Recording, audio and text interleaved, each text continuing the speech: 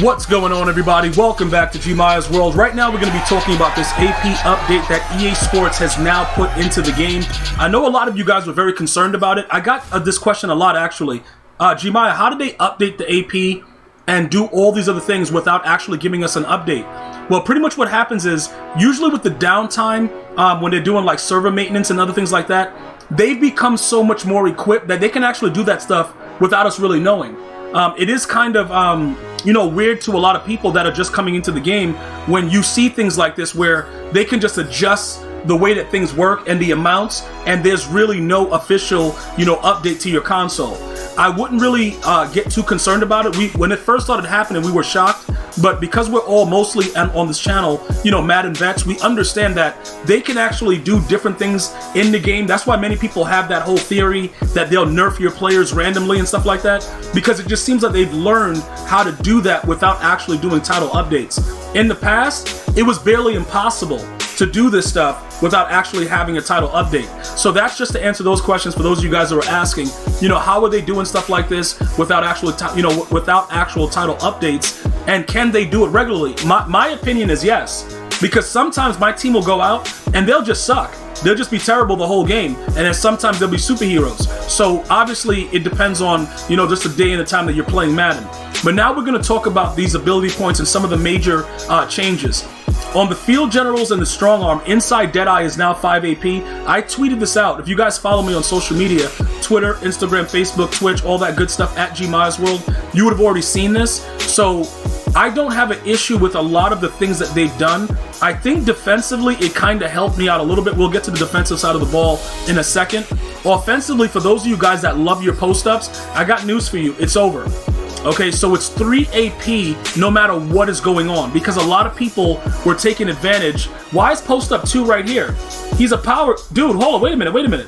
I thought they said it was 3. Is this a bug?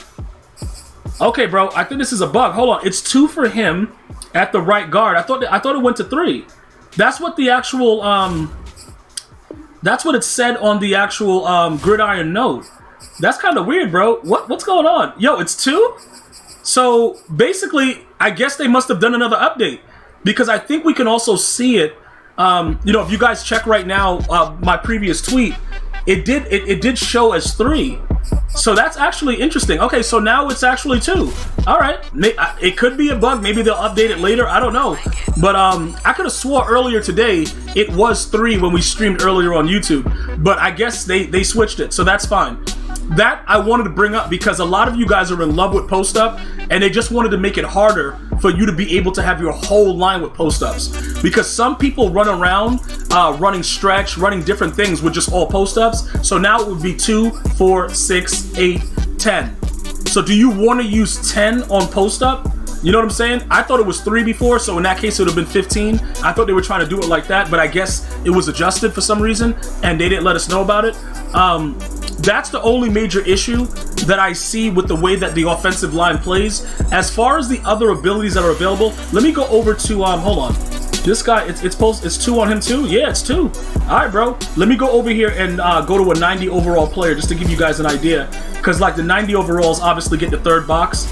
So they get, we go ahead and just check this out real quick. So look, this is the situation. Nobody really uses Nasty Streak anymore because at some point in the game, it was nerfed.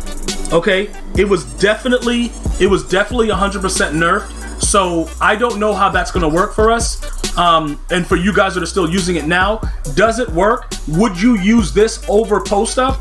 I would probably use Nasty Streak over post up, because if you're running the ball or doing anything crazy and weird, it's going to definitely work out better for you. Would I recommend using 2 AP on this ability? That's very, very tough when you go to 2 AP for post-up or Nasty Streak. Again, it depends on the way you're playing. I think Nasty Streak in the run game is really low key, very OP right now. So I do believe that you would have a lot of success, probably running Nasty Streak right now at 2, because people have, like I said, the reason that they didn't affect this is because people have gone away from it, because it was nerfed in 20, and it just never was the same going forward. But again, if that's something that you want to test out in a run game and you just want to be a maniac, which I highly recommend, and just make your opponent want to hit the button, which is quit, I would probably test out nasty streak as opposed to post up. Because the thing about, like I said, it all depends on what your main scheme is. If you're a run first guy, you know what I'm saying? Shout out to Shannon Sharp. I would go nasty streak over post up. If you're primarily a passer, post up is key. That's what I would do. Okay, that's what it would be for me in my situation. Now they left edge protector alone, and for me, I always thought edge protector did a little bit to slow down the blitz. But when we get to the defensive side of the ball, I got news for you. They nerfed edge threat really, really bad. So I'm not even sure if you really need edge protector right now. So I think the top two abilities right now that you'll see on an offensive line is probably going to be nasty streak or post up. The next thing that I was getting asked about is secure protector. Is that really, really good?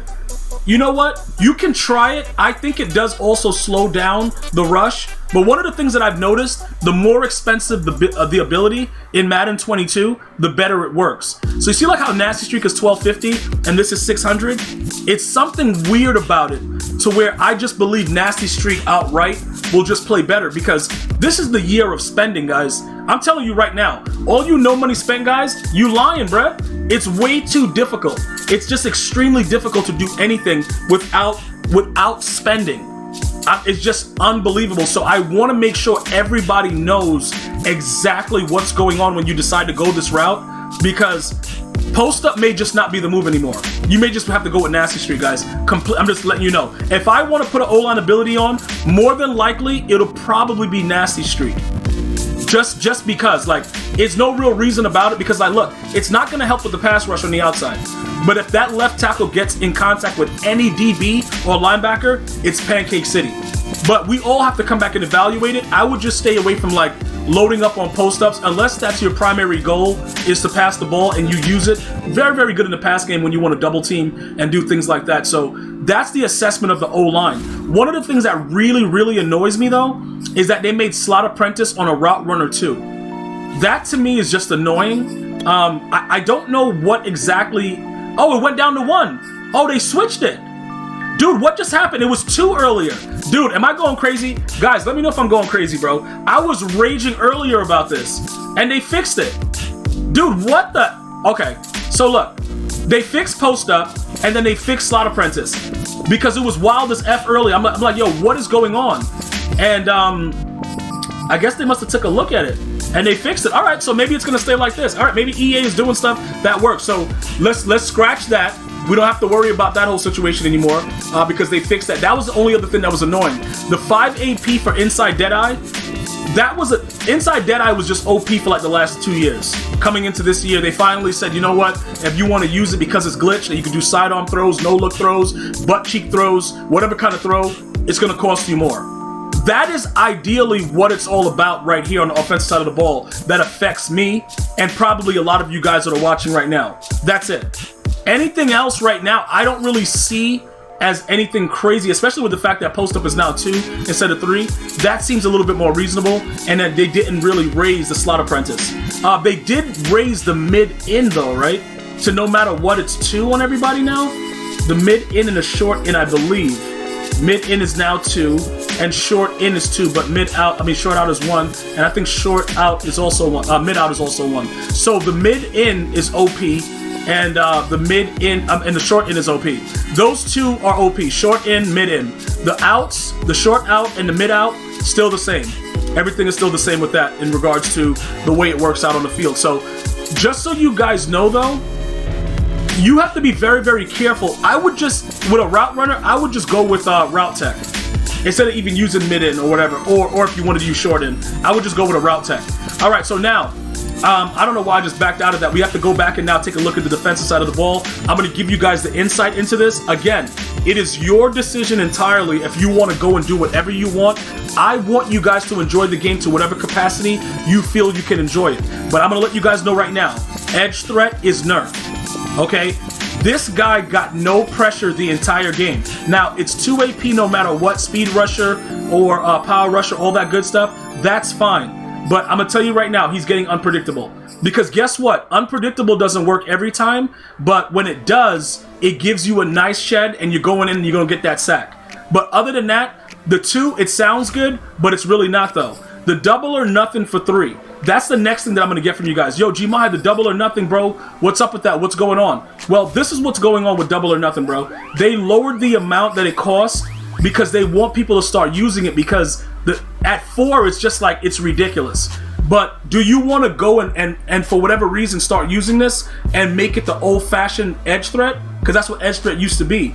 But again, they're only doing that simply because of the way that the game has been. Nobody's really been using it at 4. I don't see any reason to start using this, but we can try it. If you guys want me to experiment with it, I have no problem doing that.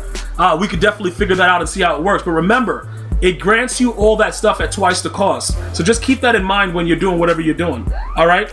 Now, as far as everything else with it, Acrobat is still 2. They didn't really go too crazy. Lurker is 1 on a field general that's 90 or above. Those things are really good as well. I am going to look into getting a middle linebacker with Lurker, because I think Lurker is key for when we run out 3-4. I will tell you this, though. I tried inside stuff again, and it just wasn't it.